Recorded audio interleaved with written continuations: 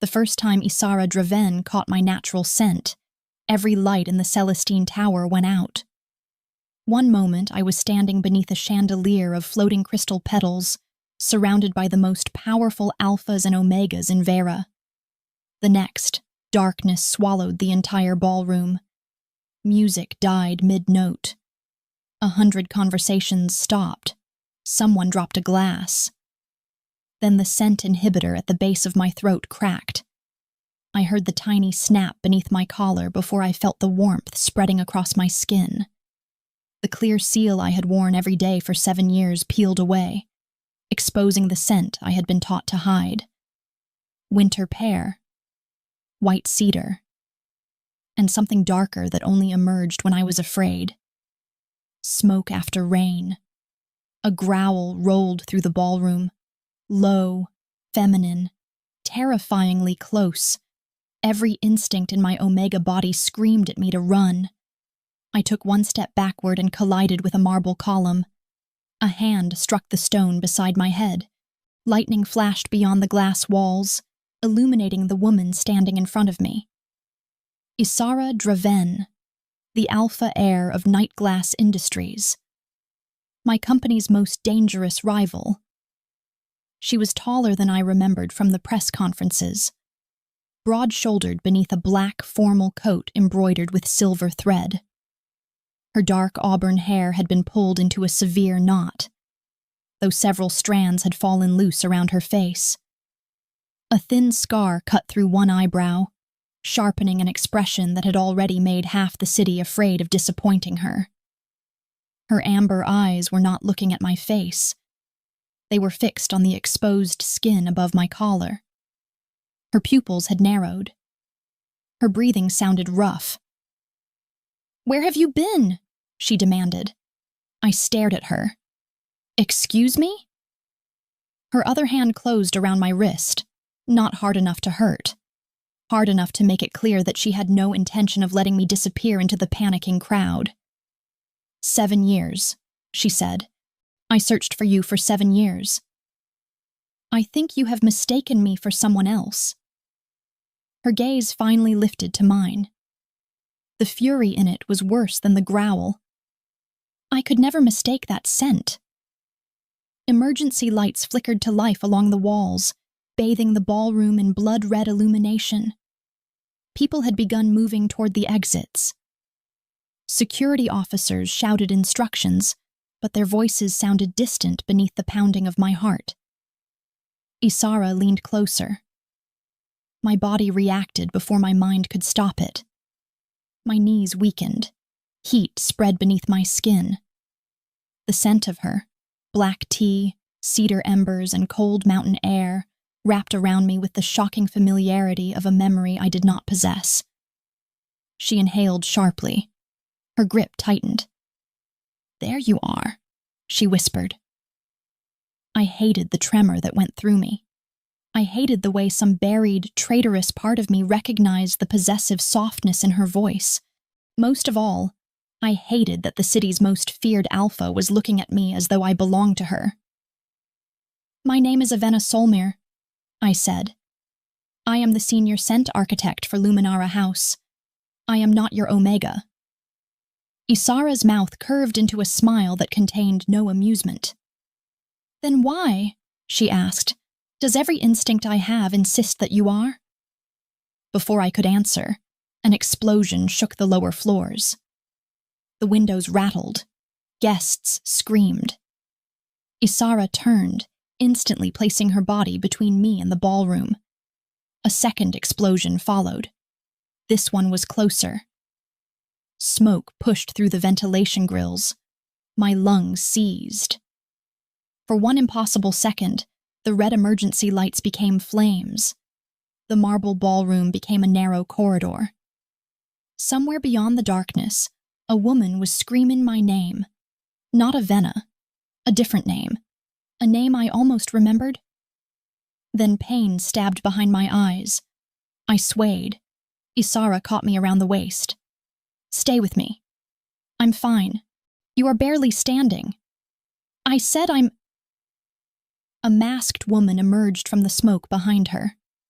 I saw the silver glint of a syringe. "Ysara!" She moved before the attacker could strike. Ysara twisted, keeping one arm around me while catching the woman's wrist with the other. There was a sharp crack. The syringe hit the floor. Ysara drove her shoulder into the attacker and sent her crashing into the column. 2 more masked figures appeared near the emergency exit. They were not looking at the Alpha heir. They were looking at me. "Target confirmed," one of them said. Ysara went completely still. The air around her changed. The controlled Alpha who appeared on magazine covers vanished, replaced by something colder and far more dangerous. She pushed me behind her. "Run," she ordered. "I'm not leaving you." Her head turned just enough for one amber eye to meet mine. "That was not a request, Omega. I am not—" A dart struck the column beside my cheek. Ysara snarled. Then she lifted me over her shoulder and carried me through the smoke as though I weighed nothing. That was how the night began. With an attack, a shattered inhibitor, and my rival insisting that I was the Omega she had lost 7 years ago. But before I tell you why Ysara recognized a scent I had spent most of my life hiding, take a moment to subscribe and join us. Because the truth waiting beneath my memories was far more dangerous than either of us understood. And by the time I discovered it, walking away from the Alpha who claimed to know me was no longer simple. Ysara did not take me toward the public exits. She carried me through a service corridor, kicked open a steel door, and descended a dark stairwell while alarms screamed throughout the tower. "Put me down," I hissed. "No. I can walk." "You almost fainted." "I was startled." "You were targeted by trained abductors. That does not give you permission to carry me like stolen luggage." She stopped on the landing. Slowly, she lowered me until my shoes touched the concrete. For one hopeful second, I thought she had listened. Then she planted both hands against the wall on either side of me. Her body formed a barrier between mine and the stairwell. "I am trying very hard," she said quietly, "not to frighten you. You have an unusual way of showing it. I know." Her honesty disarmed me more effectively than an apology would have. She closed her eyes and stepped back. The movement looked painful. "Your inhibitor is broken," she said. "Every Alpha within 3 floors can smell your distress. I have another one in my bag. Your bag is still in the ballroom. Then I will contact Luminera Security. The attackers knew your scent. They knew exactly where you would be standing. Until I know who gave them that information, I trust no one connected to tonight's event." "You expect me to trust you instead?" "No." The answer came immediately. "I expect you to stay alive long enough to decide whether I deserve it." Footsteps echoed above us. Ysara pulled a slim blade from inside her coat. I stared. "You brought a knife to a diplomatic gala?" "I bring a knife to breakfast." That is not reassuring. It was not meant to be. She reached the bottom of the stairs and opened another door. A narrow underground loading area stretched beyond it. A black armored vehicle waited near the far wall, its engine already running. A woman in a charcoal uniform opened the rear door. "3 teams are searching the eastern exits," she said. "Tower communications have been compromised." Her pale eyes moved to me. Recognition flashed across her face. "Alpha?" "I know Taryn." Taryn looked between us. "Is she—" "Do not say it," I warned. To her credit, the security officer closed her mouth. Ysara guided me toward the vehicle with one hand hovering behind my back. She did not touch me, but I felt the heat of her palm through my dress. I stopped before the open door. "Where are you taking me?" "Somewhere secure." "That is not an address." "My northern residence." "You mean the fortress on Mount Viel?" Taryn coughed into her fist. Ysara's eyebrow lifted. It is a house. It has perimeter towers. Decorative towers. It has armed patrols. Only during elevated threats. There are reports that the windows can withstand artillery. The architect was cautious. I folded my arms. I am not going to your fortress. A boom echoed through the garage. Dust spilled from the ceiling. Taryn glanced at the security display on her wrist. They breached the western ramp. Ysara looked at me. She did not order me into the vehicle. She did not grab me again. She merely waited while distant footsteps grew louder. I swore beneath my breath and climbed inside. Her expression remained calm, but satisfaction warmed her scent. "Do not look pleased," I told her. "I would never. You are terrible at lying. I have many other qualities." She sat beside me while Taryn took the front passenger seat. Another woman drove us through a concealed gate just as masked attackers entered the garage behind us. Darts struck the reinforced rear window. None penetrated. The vehicle accelerated into a tunnel beneath the city. For several minutes, no one spoke. I pressed my fingers against the broken inhibitor. My scent had become less intense, but there was no concealing it completely. The enclosed space filled with winter pear and wet smoke. Ysara sat unnaturally rigid beside me. Her hands were clenched on her knees. Her gaze remained fixed on the opposite wall. "You can smell me," I said. "Yes." "And it is affecting you." "Yes." "Yet you are sitting as far away from me as possible." "Yes." Her clipped answers irritated me. "Do you always speak like an interrogation transcript?" "Only when I am afraid that a longer answer will sound like a threat." That silenced me. Ysara exhaled slowly. "I have spent 7 years believing you were dead," she continued. "Tonight, your scent appeared in a crowded room. Then armed women tried to take you. My instincts are not currently interested in diplomacy. I am not the person you lost. I heard you the first time. You do not believe me. I believe that you believe it." The vehicle emerged from the tunnel onto a rain-soaked mountain road. Veyra's towers glittered below us, silver and violet against the night. I watched them recede through the tinted window. "You said you searched for me?" I murmured. "Who did you think I was?" Ysara's jaw tightened. "A young Omega named Ysara." The pain behind my eyes returned. A corridor. Fire. A woman's voice. "Ysara, run!" I gripped the edge of the seat. Ysara noticed. "What happened?" "Nothing." "You went pale." "I am tired." Avenna. The way she said my name felt wrong. Not because she pronounced it incorrectly. Because some part of me had been waiting to hear another name in her voice. "I do not remember ever being called Ysara," I said. Ysara studied me for so long that I began to feel exposed.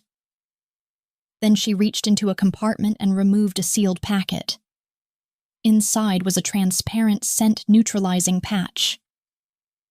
"This will not suppress you completely," she said, "but it should reduce the strain until we reach the residence." I held out my hand. She placed the packet in my palm without touching my skin. That restraint unsettled me. The alpha who had pinned me against a column now behaved as though the smallest contact required permission. I peeled the backing from the patch. The broken inhibitor was located just below my collarbone, where the formal dress prevented me from seeing it properly. I tried to position the replacement. It folded against itself.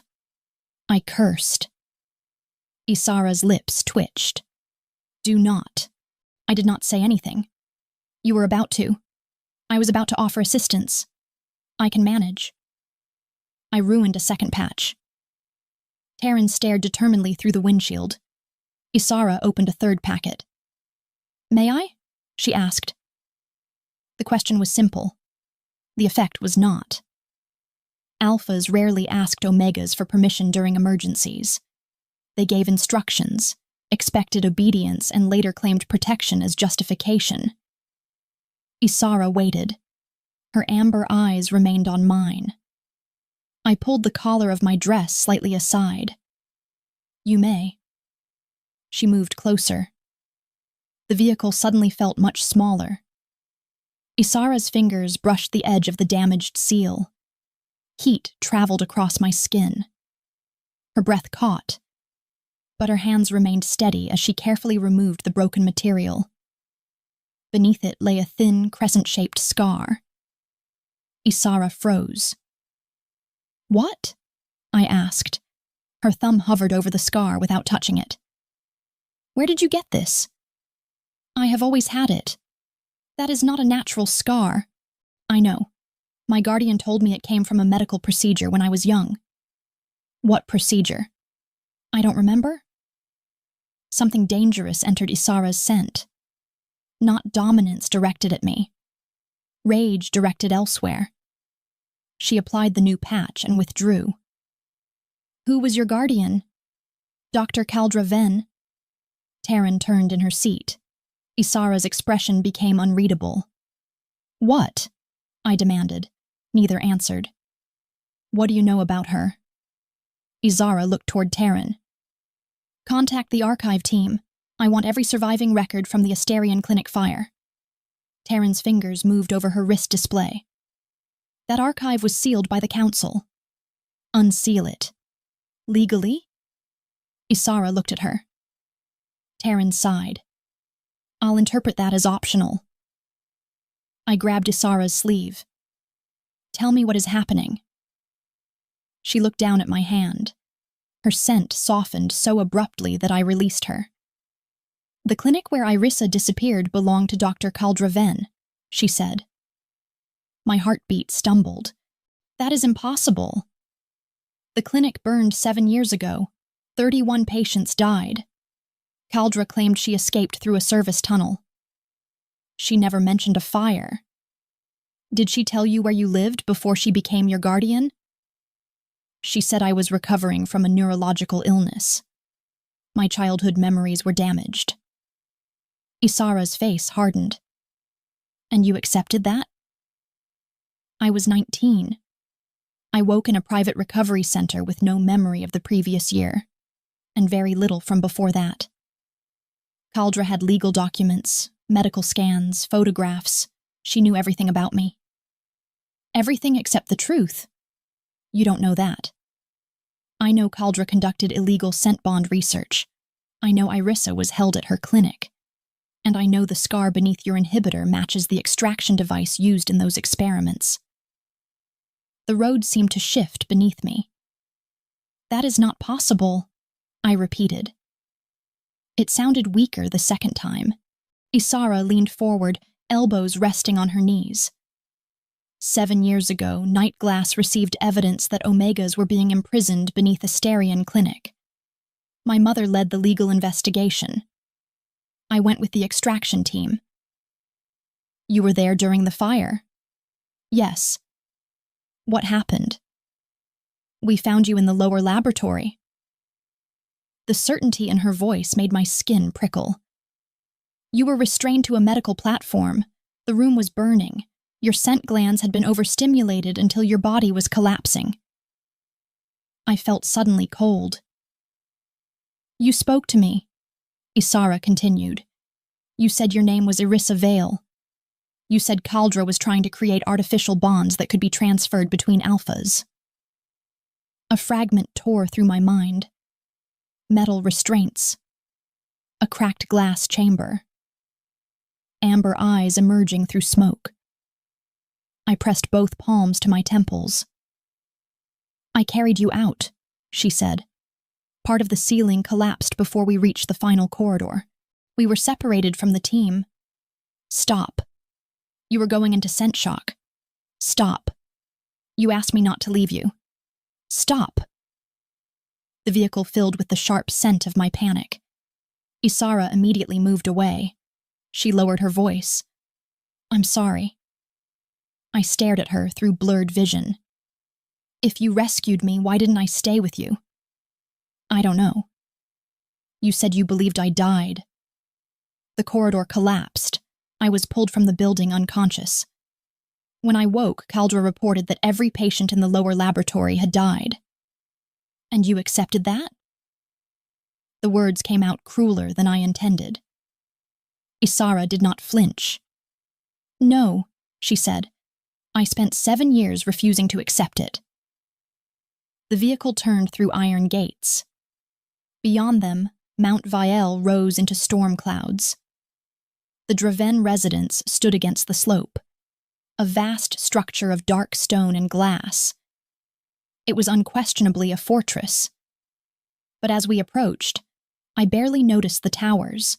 All I could think about was the name repeating inside my skull. Ysara. Ysara. Ysara. The woman waiting at the entrance was introduced as Dr. Salith Aura, Nightglass's private physician. She was an older beta with silver braids, calm eyes, and the patient expression of someone who had spent decades dealing with stubborn alphas. She examined the replacement patch in a quiet medical suite, while Ysara remained near the door. This inhibitor was designed to do more than conceal scent, Salith said. I sat upright. What else does it do? It contains a low-dose neural suppressant.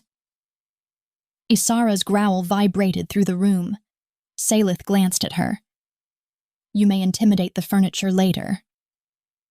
The growl stopped. The doctor returned her attention to me. Long-term exposure could weaken memory association, particularly memories tied to scent. My mouth went dry.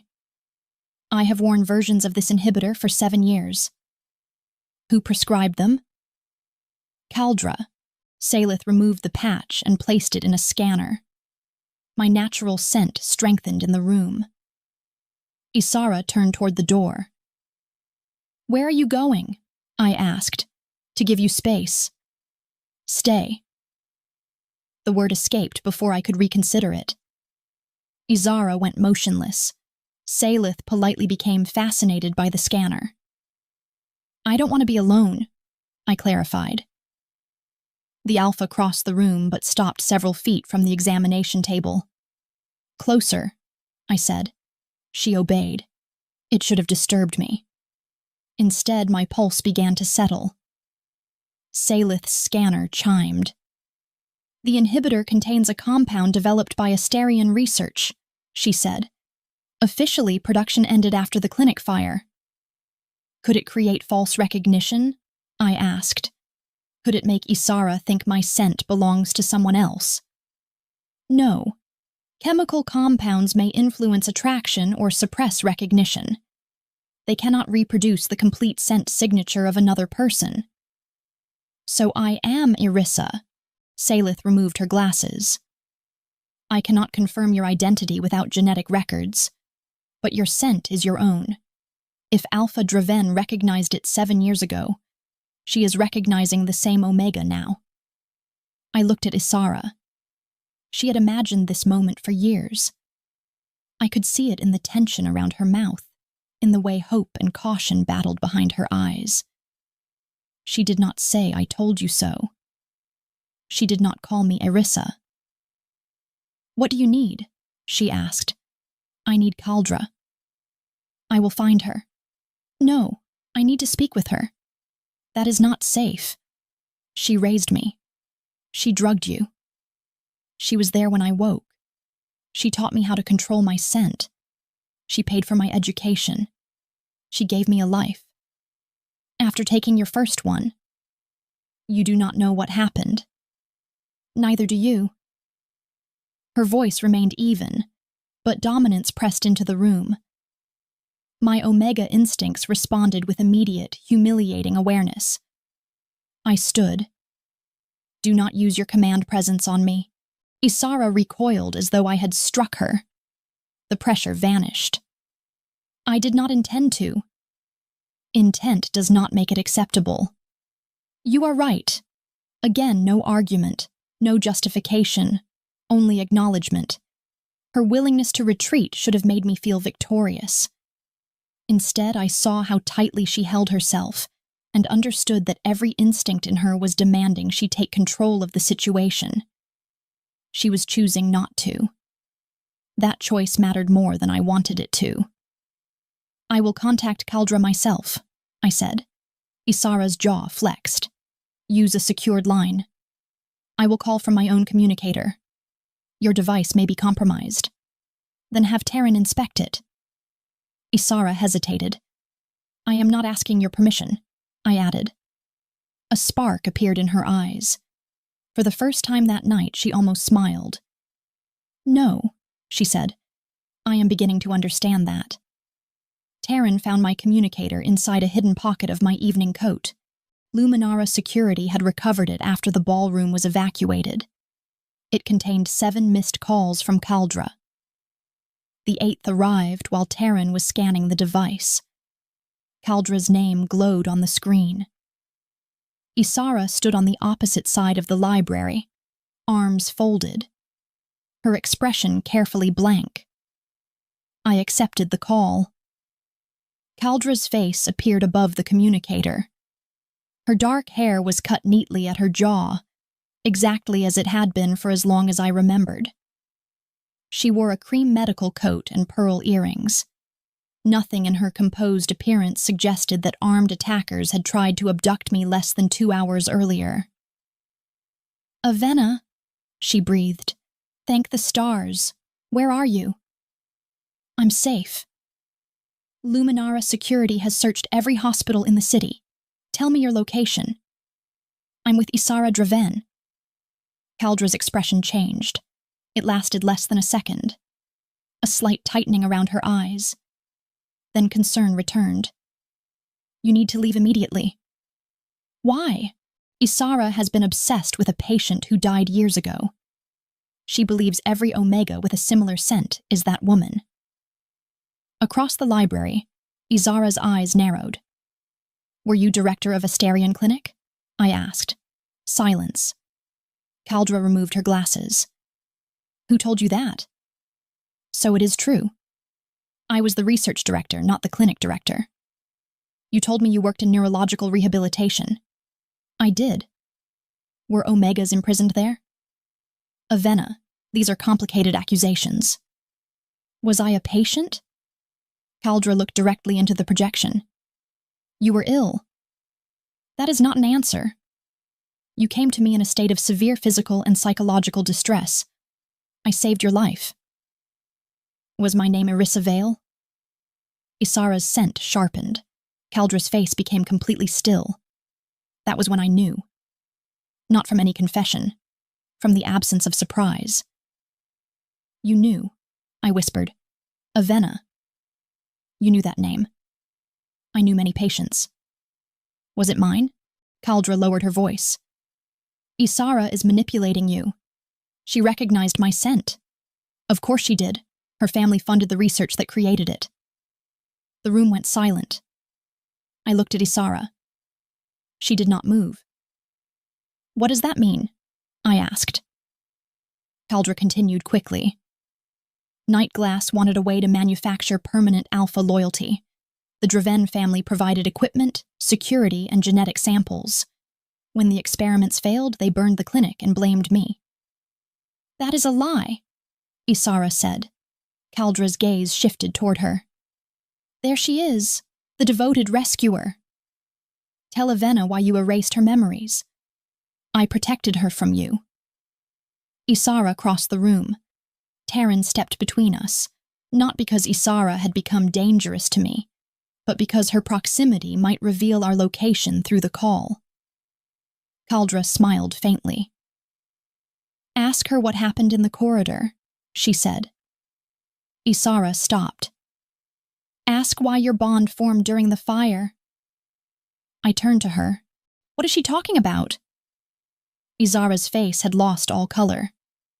"End the call," she told me. "No." "Avenna. Tell me." Caldra's satisfaction was unmistakable.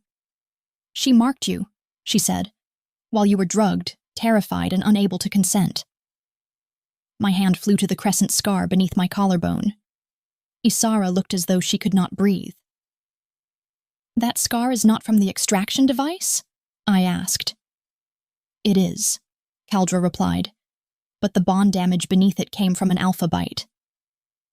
I backed away from Ysara. She did not follow. "Is that true?" Her silence answered first. Then she said, "Yes." The words shattered something inside me. "You marked me. To keep you alive. You said you carried me out." "I did." "You left out the part where you claimed me." "I did not claim you." "You bit me. You were dying. That does not make my body yours." "I know." Her voice broke. The sound almost weakened my anger. Almost. Caldra spoke softly through the projection. "You see now why I hid you." I turned on her. "You drugged me for 7 years. To prevent the bond from pulling you back to her. You could have told me. You were unstable. You gave me a false name. I gave you a chance to become someone untouched by night glass. By erasing me?" Caldra's composure finally cracked. "You don't understand what alphas become when they believe fate has handed them an omega. They stop seeing a person. They see an answer to their instincts." My gaze shifted toward Ysara. She stood utterly still, refusing to defend herself. Caldra noticed. "Come home," she urged. "I can repair the inhibitor. I can help you separate from her permanently." A cold certainty settled over me. "You knew the attackers would come tonight." "What?" "My inhibitor failed during the blackout. The women who attacked me carried medical syringes. They were trying to take me alive." "Avenna, listen. Did you send them?" The projection flickered. Caldra's eyes hardened. "I was trying to bring you somewhere safe before Ysara found you." The answer was so calmly spoken that, for a second, I could not comprehend it. "You arranged the explosions. No one was meant to be harmed. Several guards were injured. They were night glass employees. As though that makes them disposable?" Caldra exhaled. "The city is on the edge of a scent crisis. Luminara's suppression systems are failing. Alpha aggression is increasing. Omega heat complications have doubled. My research can stabilize thousands of people, but I need the original bond template." I pressed my hand to my chest. "Me. You and Ysara," she said, "the only surviving bond created under full neural stimulation. I am not a template. You could save lives. By allowing you to cut into my scent glands again?" Her silence confirmed it. I ended the call. The projection vanished. No one spoke.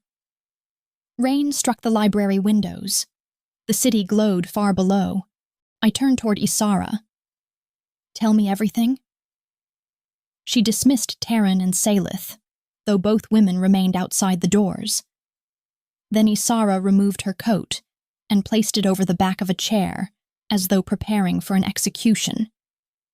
She did not sit. "During the fire, your body entered scent shock," she said. "Your pulse was failing. The rescue medic had been separated from us. And biting me was your only option? A temporary alpha mark can stabilize an omega during catastrophic gland failure." "Temporary?" "Yes. This does not feel temporary. It should have faded within weeks." "Why didn't it?" "I don't know." Caldra said I was drugged. "You were conscious when I found you, but you were disoriented. I told you what I needed to do." "Did I say yes?" Ysara closed her eyes. "You said, 'Don't let me disappear.' That is not consent to a bite." "No." "You interpreted it as consent." "I interpreted it as a plea to keep you alive." "That was convenient." Pain flashed across her face. "Yes." I had expected denial, defensiveness, perhaps even an alpha's insistence that survival justified everything. Her agreement left me nowhere to direct the full force of my anger. "I was 20, she continued, untrained, terrified. The building was collapsing and I could feel your heartbeat slowing beneath my hand. I made a choice for you because I believed there was no time to do anything else. You have spent 7 years thinking I was your Omega because of a decision you made without my consent. I spent 7 years searching for the woman I failed to bring out of that building. That is not what you said in the ballroom. No.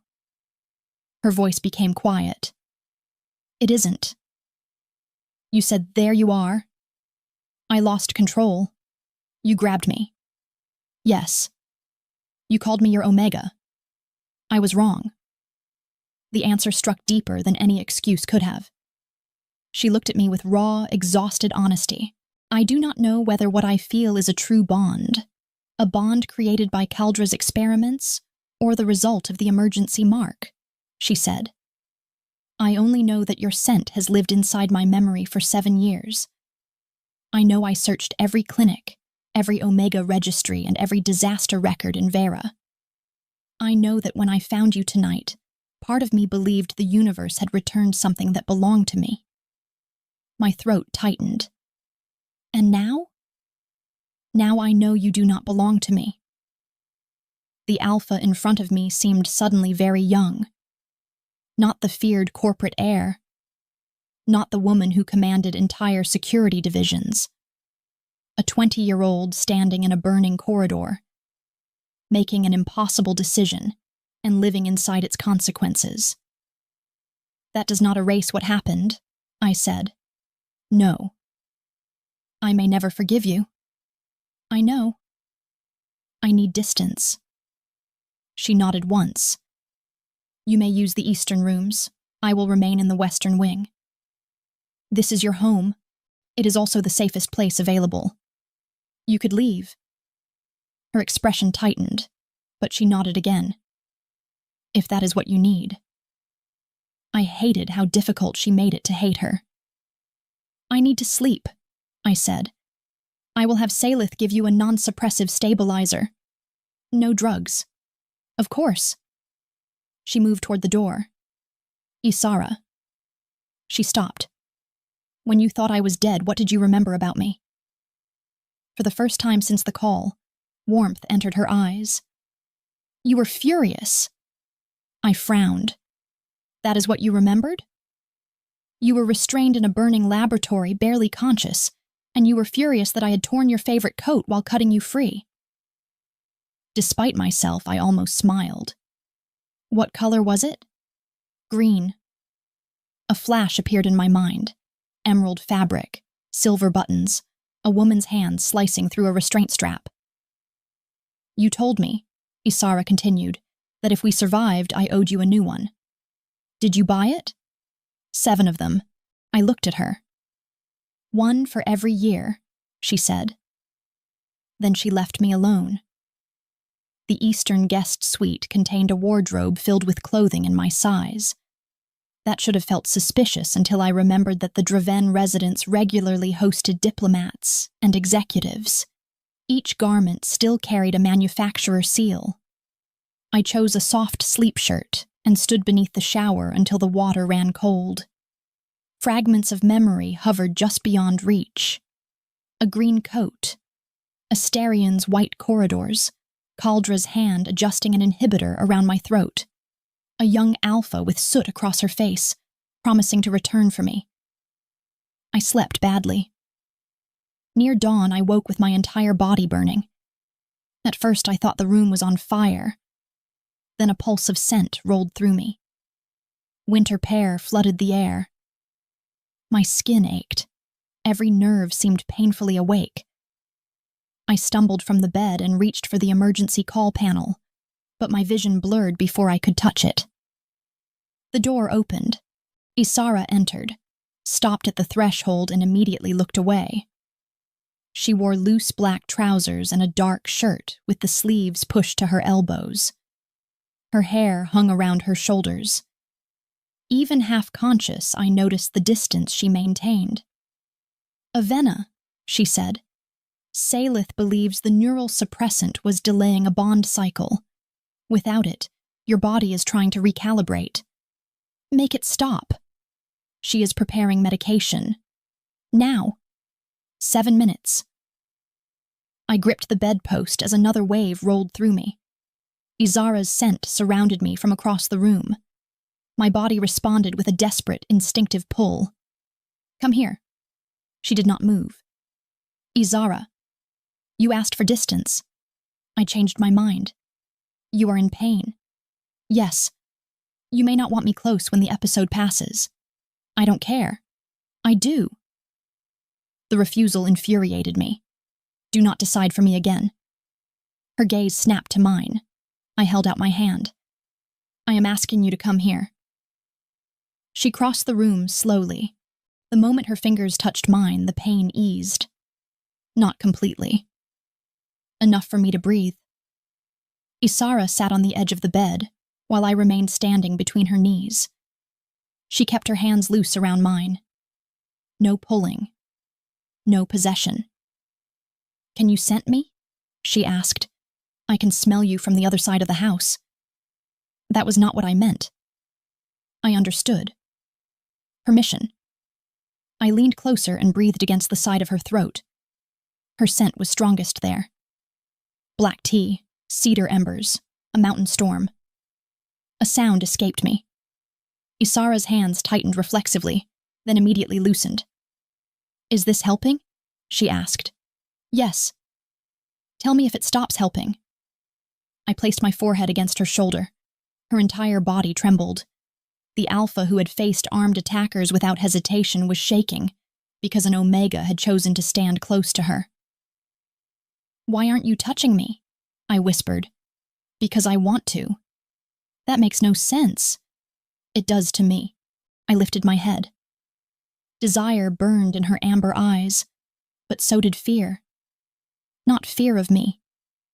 Fear of becoming exactly what Caldra had warned me about. An alpha who no longer saw a person. I took Ysara's hand and placed it against my waist.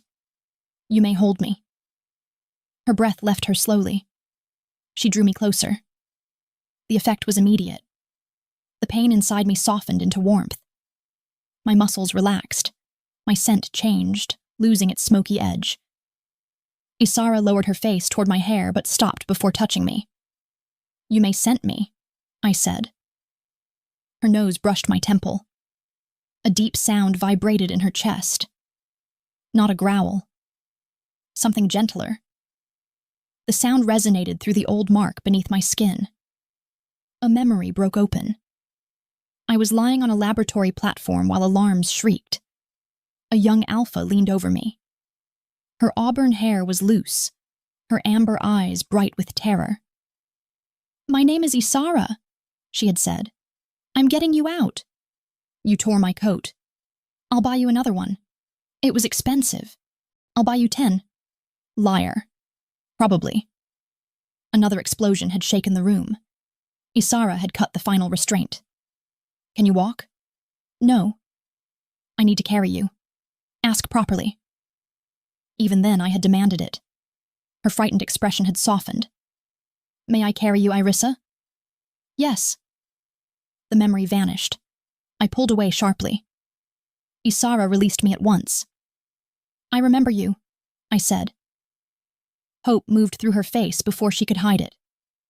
What do you remember? The laboratory, you cutting the restraints. Anything else? You asked before carrying me. Her hope dimmed. The contrast between that memory and the bite had not escaped either of us. Why did you stop asking? I whispered. I was afraid you would say no. The honesty hurt. And you believed you could not survive my answer. I believed you would not survive if I obeyed it. Before I could respond, Salith entered with a medical kit. She assessed me, administered a non-suppressive stabilizer, and confirmed that the episode was not a true heat. Your body has been chemically muted for years, she explained. Removing the suppressant is like opening every window during a storm. How long will this continue? Several days, possibly weeks. Will I need an alpha near me? Salith glanced at Ysara. An alpha whose scent your body recognizes may reduce symptoms. But proximity is not medically required if you prefer other treatment. I prefer options? Good. People with only one option are too easily controlled. Ysara looked toward the window. Salith handed me a small inhaler. This will help during severe episodes. It contains no memory suppressant and no alpha-derived compounds. Thank you. After the doctor left, Ysara stood. I will return to the western wing. Stay for breakfast. The request surprised both of us. You do not have to, I added. I know. She stayed. Breakfast at the Dravenn residence was served in a glass room overlooking the mountains. Only women worked in the household. Betas, alphas, and omegas, moving through the space with easy familiarity. No one stared at me. No one treated me as their employer's long-lost possession. Ysara poured tea. I studied her over the rim of my cup. You told the staff not to call me Irissa. Yes. Why? You introduced yourself as Avenna. That may not be my real name. It is still the name you have used for 7 years. What should you call me if I remember everything? Whichever name you choose. The answer came too easily to be rehearsed. I looked toward the mountains. Caldra will try again. Yes. She needs both of us. Yes. So hiding here will only delay her. Ysara set down the teapot. What are you proposing? I return to Luminara. No. The force of the answer shook the glassware. Every servant in the room became very interested in another task. Ysara closed her eyes. When she opened them, her voice was controlled. I apologize. Continue. Luminara is hosting the Fragrance Accord Gala in 3 nights. Every council representative, medical director, and scent researcher in the city will attend, which makes it an ideal place for Caldra to take you. Or an ideal place to expose her. She will expect a trap. Then we make her believe I am cooperating. Ysara's expression turned cold. Absolutely not. You said you would not decide for me. I said I would respect your choices. I did not promise to pretend every choice is wise. I know Caldra better than you. You know the identity she constructed for you. And you know one night in a burning building. Pain crossed her face. I regretted the words immediately but did not withdraw them. Ysara leaned back. What would your plan require? I call Caldra and tell her I believe Nightglass manipulated me. I ask her to meet me during the gala. She will not come personally. She will if I offer both bond signatures. How? We make her believe I have convinced you to complete a voluntary scent scan. Ysara stared at me. You want to use yourself as bait. I want to stop running from a woman who has controlled my entire life. The distinction will not matter if she takes you. Then do not let her. The words slipped out before I understood them. Ysara's eyes darkened. Alpha dominance stirred in the air, not directed at me, but awakened by the challenge. You are asking for my protection. I am asking for your cooperation. Avenna, do not make it more than it is. Her jaw flexed, then she nodded. Your conditions. I lead every conversation with Caldra. You do not touch or command me in public unless there is an immediate physical threat.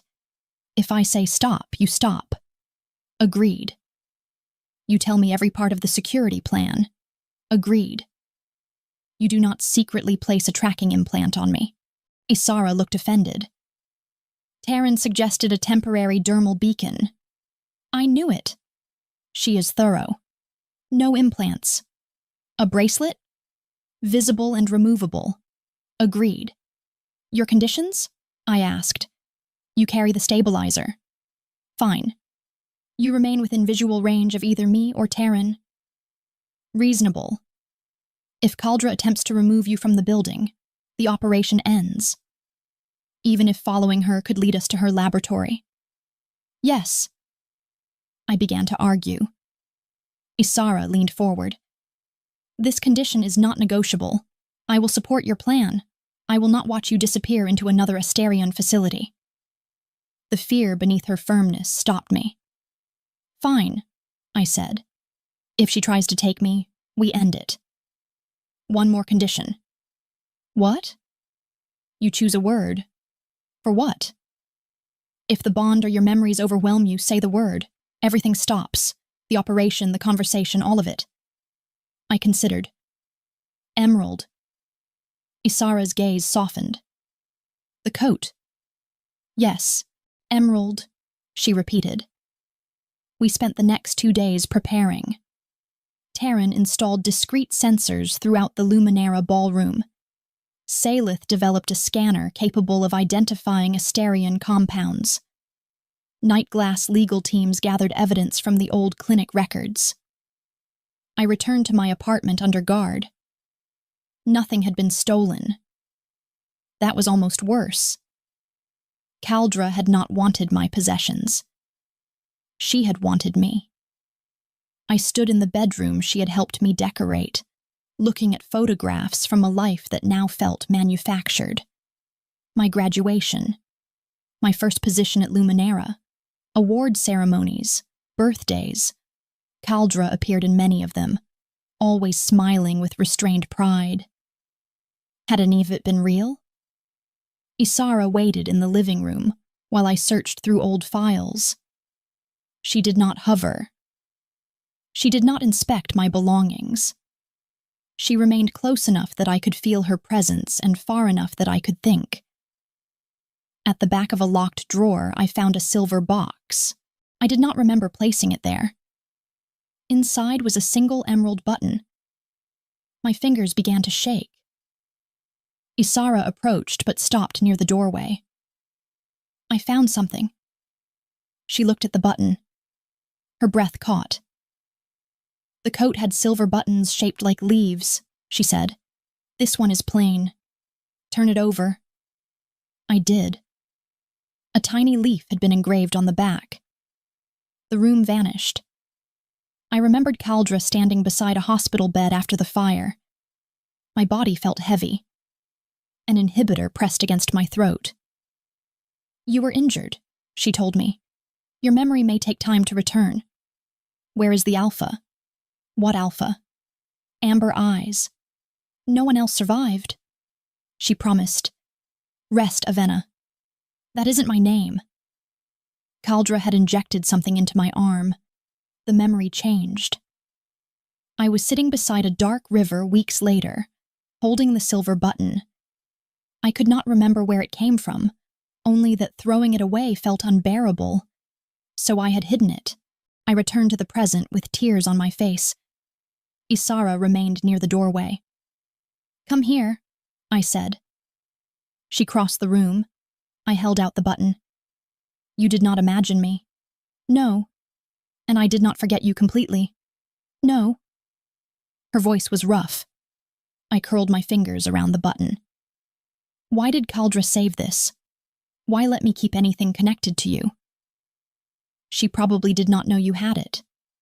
She controlled everything. Not everything. Ysara looked at the button in my hand. Some part of you resisted. The words loosened something in my chest. I had spent 2 days feeling as though every piece of my identity had been designed by someone else. But I had hidden the button. I had preserved one small truth. Not because an alpha ordered me to. Because I chose to. I want to see the coats, I said. Ysara blinked. The green ones. They are at the residence. All 7? All 7. That was excessive. I was grieving. You have terrible coping mechanisms. I have been told. By whom? Terran, Salith, my mother, most of the legal department. I smiled. Ysara stared at me as though the expression were a sunrise she had not expected to see again.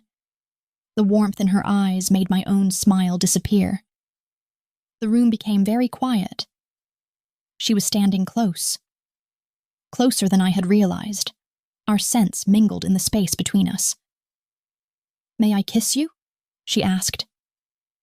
The question sent heat through my entire body. "You think this is the right moment?" "No." "Then why ask?" "Because I have wanted to since the ballroom." "That is a terrible reason." "Yes." "And because you remembered me?" "No."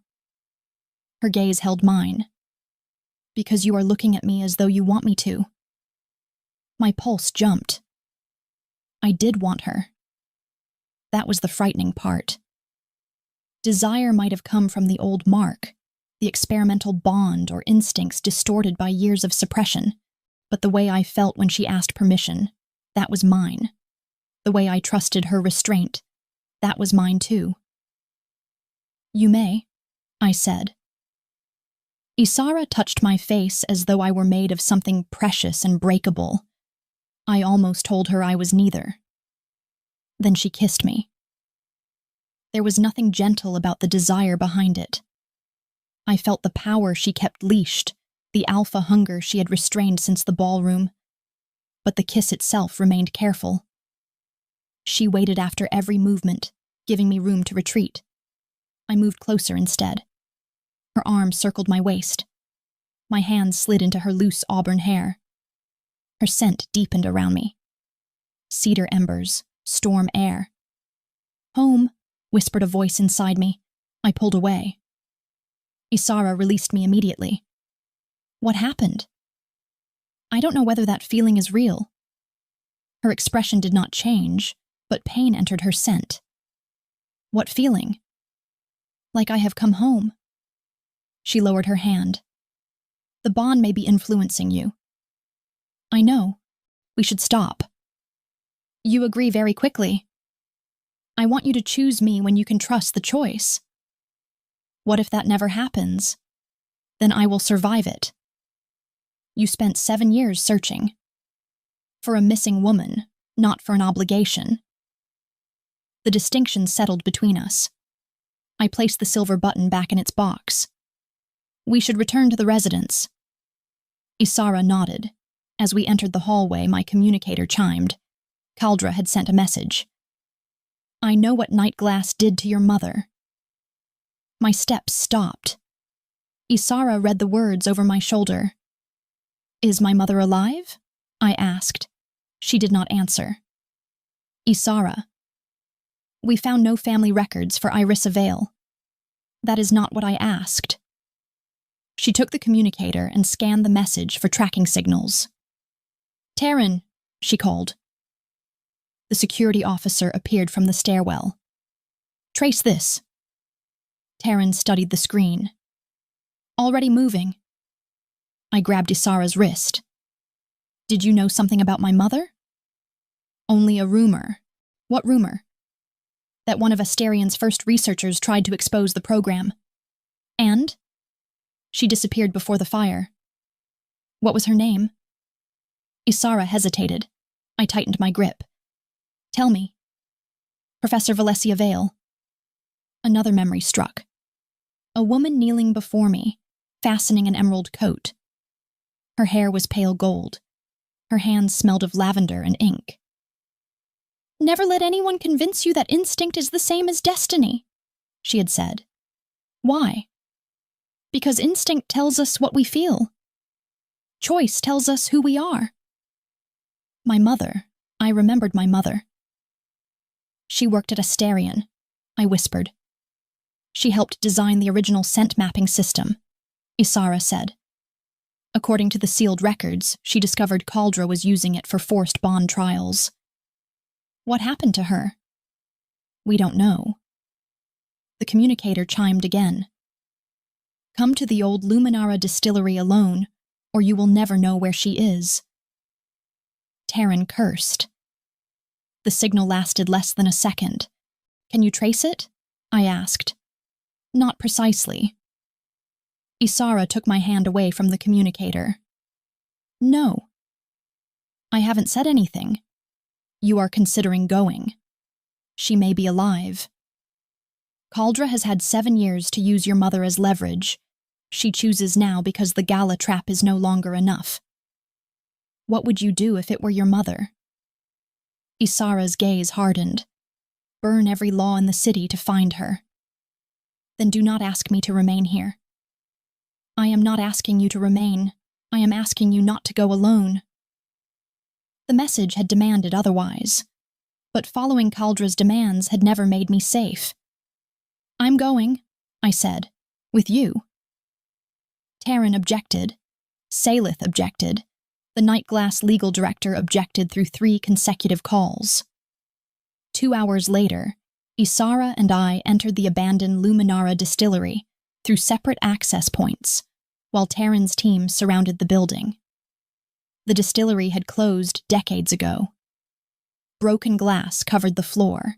Old copper scent vats rose through the darkness like enormous sleeping creatures. I wore the removable security bracelet Ysara had promised. A stabilizer rested in my pocket. Ysara remained 10 paces behind me.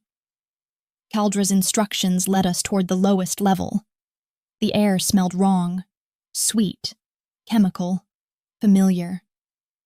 I stopped beside a rusted door. A Styrian compound, I whispered. Ysara moved closer. Can you identify it? It was used in my inhibitors. She touched her communication device. Taryn, seal external ventilation. Static answered. Ysara's expression sharpened. Our communications are blocked. The door opened by itself. White light spilled into the corridor. Beyond it waited a laboratory. Not abandoned. Active. Glass chambers lined the walls. Medical scanners hummed. Hundreds of scent samples filled refrigerated cases. At the center stood Caldra. She wore a white coat and held a small remote. You brought her, she said. I came by choice, I answered. Caldra smiled sadly. That is what she wants you to believe. Where is my mother? Close. Show me. First, Ysara must place her weapons on the floor. Ysara removed 2 knives, a compact shock weapon, and a device from her boot. I stared at the collection. She shrugged. Elevated threat. Caldra activated the doors behind us. Steel panels sealed the laboratory. You said my mother is here, I reminded her. I said you would learn where she is. Rage sharpened my scent. You are not taking another thing from me. I gave you 7 good years. You stole everything before them. I prevented Nightglass from using you. By using me first? Caldra's expression tightened. Irissa, your mother's idealism destroyed dozens of lives. She helped develop a technology capable of stabilizing incompatible bonds, then tried to abandon the work when she became frightened by its potential. Potential. To end uncontrolled heats, to prevent alpha violence, to allow omegas to choose compatible partners without depending on chance. You imprisoned them? Early research requires sacrifice. Ysara stepped forward. Caldra lifted the remote. Vents opened in the ceiling. A transparent mist entered the room. My scent surged uncontrollably. Ysara doubled over. Her alpha presence exploded through the laboratory. Ysara! I shouted. She braced one hand against the floor, fighting for control. Caldra watched with clinical fascination. The bond is still remarkably strong, she said. What did you release? A catalyst. It removes the social restraints that interfere with instinct. Ysara's eyes lifted to me. Her pupils had nearly swallowed the amber. Run, she growled. There was nowhere to go. Caldra moved toward a control panel. Bring her to the platform, Ysara. The alpha's head snapped in her direction. I was not speaking to you. The catalyst activates the dominant bond pathway. Your instincts will want the omega secured. Ysara's fingers dug into the floor. Her gaze returned to me. I could feel the pull between us like a physical force. "Kneel, come closer. Trust your alpha." The commands did not come from her voice. They came from the old bond beneath my skin. I stepped backward. Ysara rose. Every muscle in her body was tense. Caldra smiled. "There it is." Ysara took one step toward me, then another. I reached for the stabilizer, but my hand shook too badly. She stopped directly in front of me. Her scent filled my lungs. My knees weakened. "Ysara," I whispered. Her hand lifted toward my throat. Caldra pressed a control. Restraints opened on the medical platform. "Take what belongs to you," she said. Ysara's fingers touched my collar. I saw the alpha from the ballroom. The woman who had believed the universe returned her property. Fear cut through the haze. "Emerald." Ysara froze. The word hung between us. Her hand trembled against my collar. "Emerald," I repeated. Her eyes squeezed shut. With a sound of agony, she tore herself away. Instead of dragging me toward the platform, Ysara turned and struck the nearest scent vent with her bare fist. Metal buckled. She hit it again. Blood appeared across her knuckles. Caldra's smile vanished. "That should not be possible." Ysara ripped the vent from the wall. "It is possible," she snarled, "because she said stop." I pulled the stabilizer from my pocket and inhaled the medication. Clarity returned in fragments. Caldra pressed another control. 2 armed women entered through a side door. Ysara intercepted them. The catalyst made her faster and more dangerous, but it did not make her careless. She avoided lethal strikes, disarmed the first guard, and used the woman's shock baton against the second. I ran toward the control panel. Caldra caught me by the hair. Pain tore across my scalp. "You always were ungrateful," she hissed. I drove my elbow into her ribs. She released me. I turned and struck her across the face. For 7 years of stolen memories, for the false name, for every inhibitor. Caldra stumbled against the platform. I seized the remote. "Where is my mother?" "She is dead."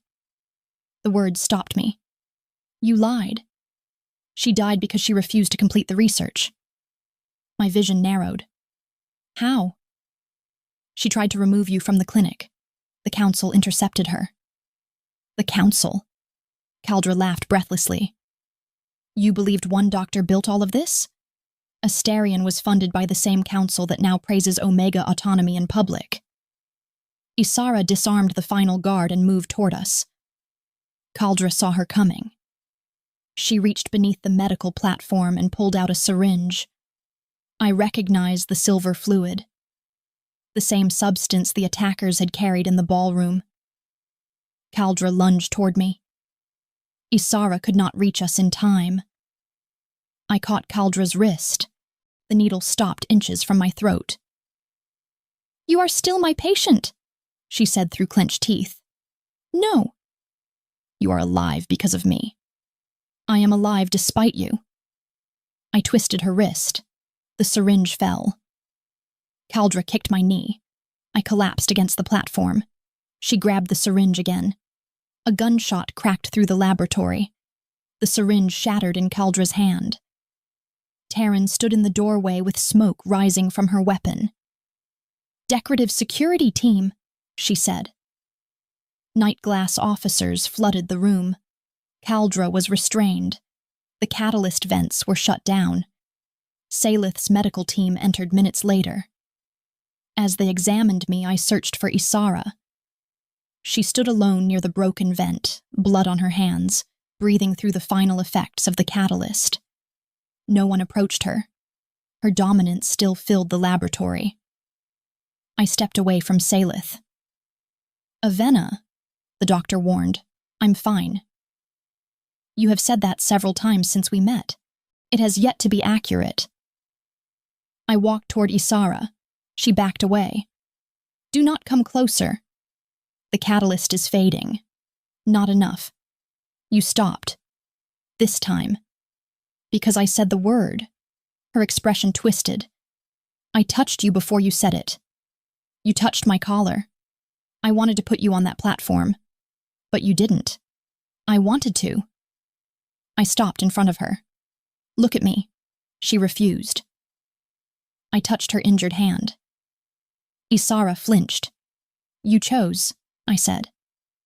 The bond was forcing you toward me, she replied, and you chose to stop. You should be afraid of me. I was.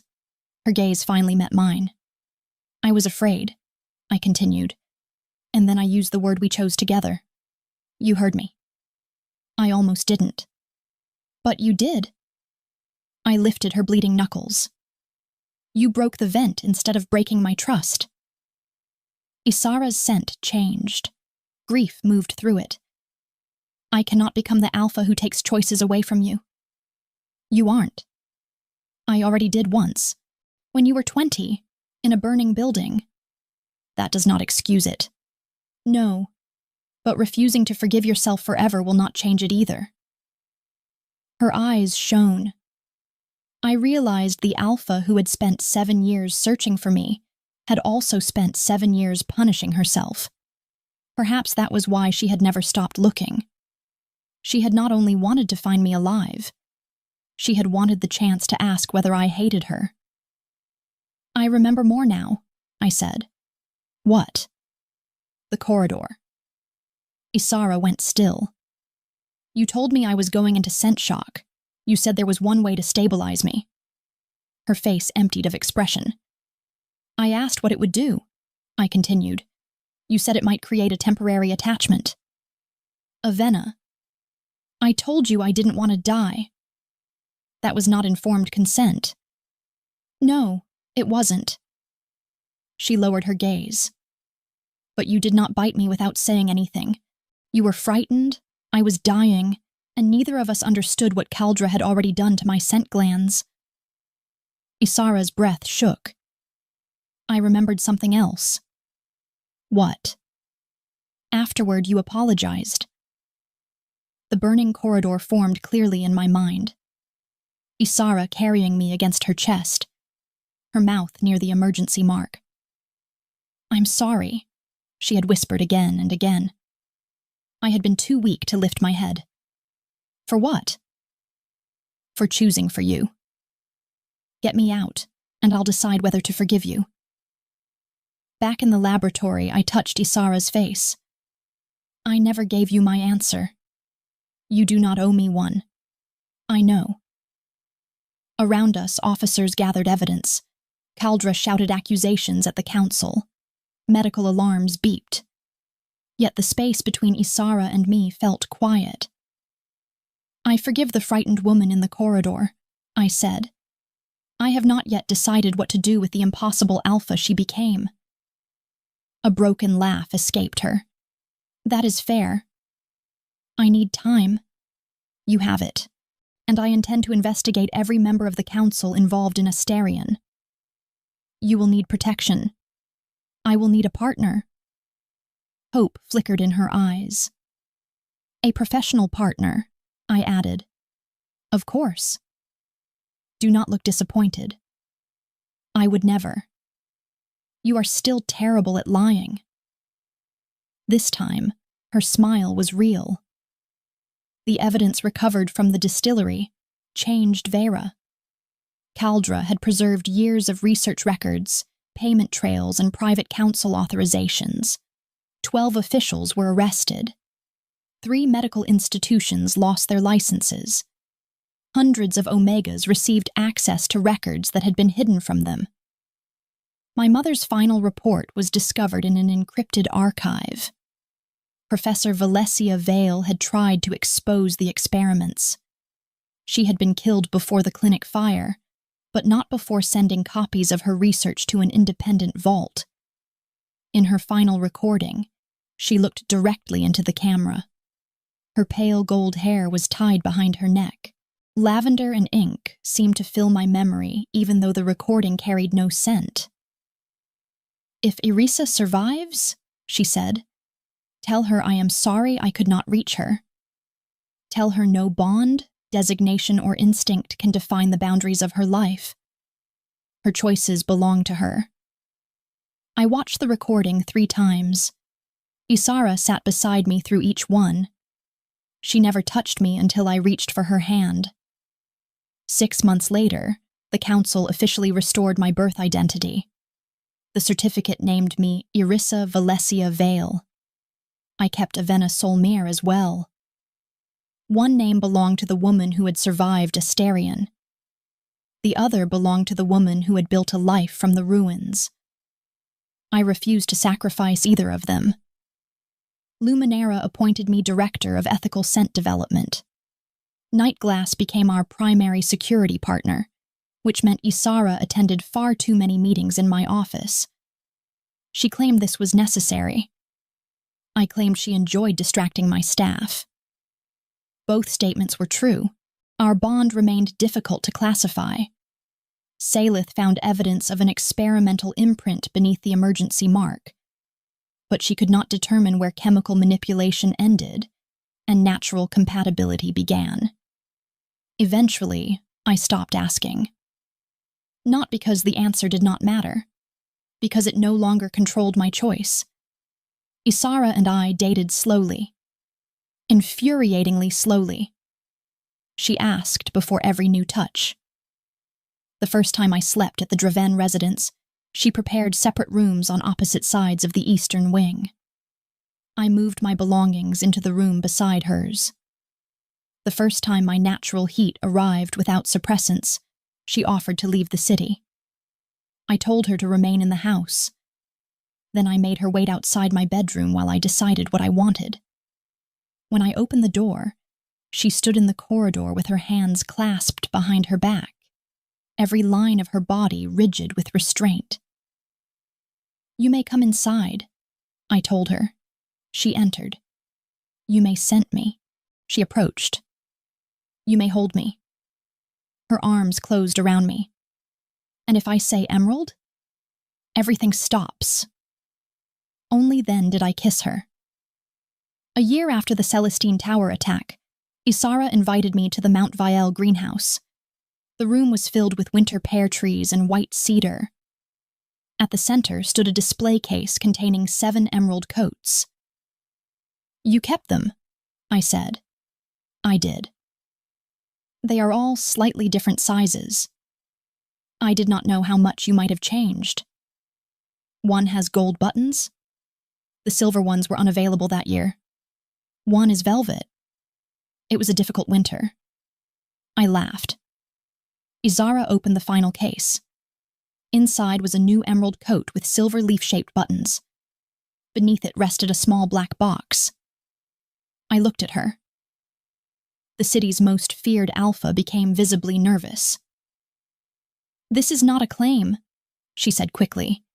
"It is not a demand, an expectation, or an argument based on compatibility. Ysara, it is also not a replacement for the choices that were taken from you. Ysara, if you say no, nothing between us changes. The residence remains open to you, the security agreement continues, and I will never mention—" I kissed her. She made a startled sound. When I stepped back, her eyes were wide. "You prepared a speech," I said. "Several. How long was the shortest? 11 minutes? Terrifying. I can continue. Please don't." I opened the box. Inside was a ring shaped like 2 silver leaves surrounding a pale green stone. Ysara lowered herself to one knee. Even kneeling, she looked powerful. But the position did not feel like submission or dominance. It felt like intention. "Avenna Ysara Solmere Vielle," she began. "That is not legally my full name." I panicked. I noticed. She exhaled. "Will you choose me?" "Not accept my claim, not become my omega. Choose me."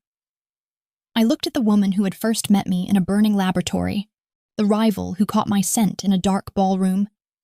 The alpha who once believed finding me meant I belonged to her. The partner who had learned that protection without choice was only another kind of cage. Yes, I said. Her eyes closed. Relief transformed her face. But I have conditions. They are already written into the relationship agreement. Of course they are. Taryn reviewed it. That makes it less romantic. Salith said the same thing. I held out my hand. Ysara slid the ring onto my finger. Then she rose and waited. I understood what she wanted. More importantly, I understood that she would not take it without hearing the answer. You may kiss me, I said. Her hand curved around my waist. The kiss was warm, deep, and familiar. Our scents unfolded through the greenhouse, winter pear meeting cedar embers beneath leaves that glowed in the afternoon light. The old bond stirred, but it no longer felt like a chain. It felt like a door, one we could open or close together.